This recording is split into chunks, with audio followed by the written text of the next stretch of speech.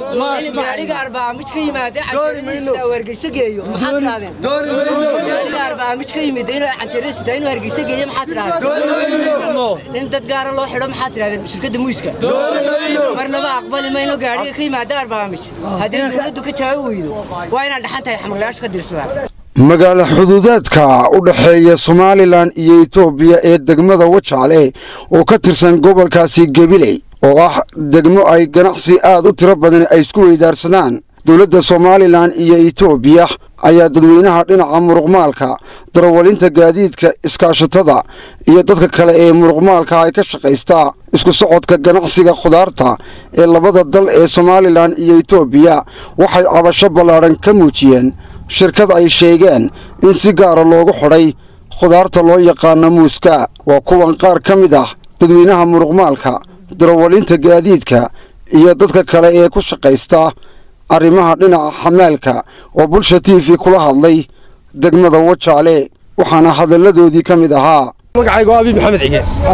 waxaan ka shaqeeyaa muruqmaal baan waxaan ka shaqeeyaa khudaarta Itoobiya ka timaada ayaa ku kala wareejiyay xuduudka Wajaale waxaan cabashada u gudbinayaa xukuumadda Somaliland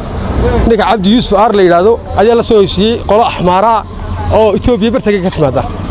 waxaan ka cabanayaa wax allaali wax shaqo uu ku leeyahay isagu ama danka soo galaysa ma jirto aan kaarinimo ahayn waxaan leeyahay xukuumadda golaha guurtida golaha sharci dejinta dhammaan ninka inay wax ka qabtaan waxaan cabashadeeda Somaliland oo dhan 3 jeer hore media ka hadalnay aan ugu gudbinayaa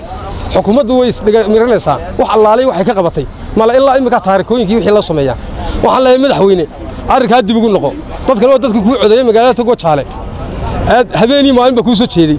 halkii shaqo abuur loo dadku sameyn lahayd maanta intii yarada haystay inaad baabiiso maaha codkiina uu taagan yahay Britole ka soo noqonayna waa tay oranaya iyo codaya laakiin waxa anagu cod arrinka dad wax ka qoweydo cod danban lagu soo gaagmid markaan arrinka hadalkiisa ku soo durko waxa in dooraba imaka la waday in shirkad gaara loo xiro keenida muuska shirkadaasoo uu ka mas'uul yahay mulkiilaha sagal jeedle Cabdi Yuusuf Aar la yiraahdo waxa magaaladan Wajaale ka shaqeysta oo dhabarkooda iyo muruqoodaba wax kula soo baxa dad u badan wada dalay intooda ugu badan ay dhalinyar tahay oo aan adduunka liya arrin kale xukuumadda iyo jamhuuriyadda Somaliland aan wax kale ku qabin maxaad qabataa anagu waxaanu nahay 200 dad ka badan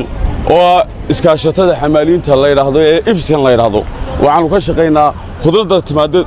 degmada Wajaale ee ka timaada Itoobiya oo isku jirta muus baradho iyo waxyaalo kale oo khudrado dalka laga keeno arrinkaasi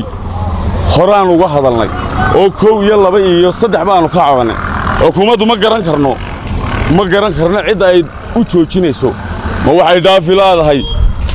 mulkiilaha shirkadda sagal jeed ma cabashada dadka degmada Wajaale ku qalma ayaan dad arrinkooda la tixgeliya aan ahayn waxaan leeyahay gobolada Somaliland oo dhan gobol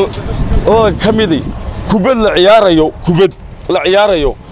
oo sidee la nooga badiyay leeyihiin waxa ka dhaca loo yahay 500 dad ku badan oo dhabarkooda rarta 200 oo gaadiida ayaa halkan ku dulmanaya arrinka darteeda maalin walbana way hadlaan xukuumaddu ma garan karayo waxa uga jawaabi karlaaday waxaan leeyahay gobolka Gabiley war arrinkaasi waa xiniya taabad xuduudkii weey halkii u dhaxaysay labada daamood waxa loo kala wareejiyay gaariga Itoobiya ka gaariga Somaliland dadkii waxa jira niman le dal ka Somaliland laga qaado oo kii Itoobiyaanka hageeyay Somaliland toos hawga yargeysa annaguna oo ka bariisaynaa 150 nin baan nahay cidna loo waqna ceelan loo qodna halkaas aan ka bariisaynaa yeeli mayno ogolaan mayno gaariga Itoobiyaanka arbaa mid ka imanaya in hargeysa toos u geeyo ma ogolin kana ogolaan mayno marka madaxweyne waxaan sheegaynaa dawladda arrinka degdeg loo jawaab waayo waxa ka dhacay kuma jiro Umar Ali bulsha TV Wajaale